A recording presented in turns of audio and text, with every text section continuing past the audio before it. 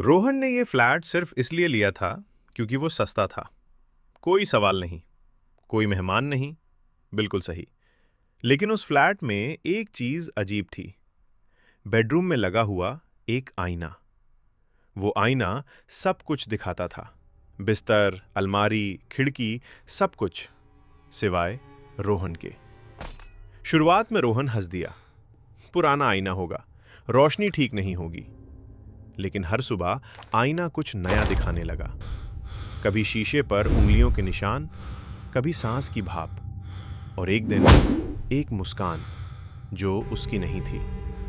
फिर भी आईने में रोहन की परछाई नहीं थी। एक रात ठीक 2:40 बजे रोहन की आंख खुल गई। कमरा बिल्कुल शांत था। फिर उसने सुना सांस लेने की आवाज, न पीछे से न बगल से, आईने के अंदर से। एक धीमी आवाज फुसफुसाई, थोड़ा हट जाओ। अगले दिन रोहन ने कुछ और भयानक देखा। मोबाइल कैमरे में वो दिखाई ही नहीं दिया। सीसीटीवी फुटेज में जहां वो खड़ा था वहां कुछ भी नहीं था।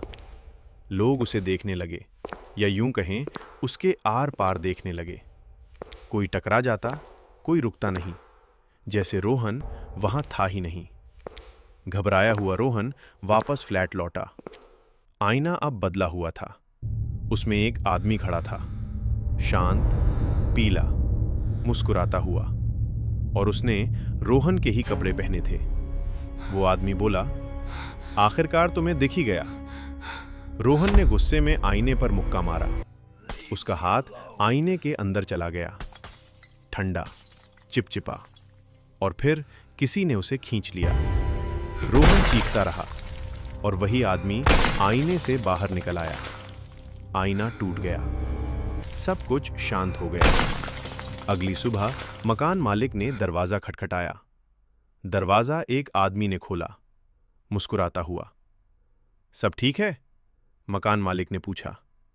हाँ, आदमी बोला, मैं अभी अभी शिफ्ट हुआ हूं। उसके पीछे बेडरूम में आईना कमरे को बिल्कुल सही दिखा रहा था। बस एक फर्क था, अब उसके अंदर कोई था। शीशे पर जोर जोर से हाथ मारता हुआ, बिना आवाज के चीखता हुआ।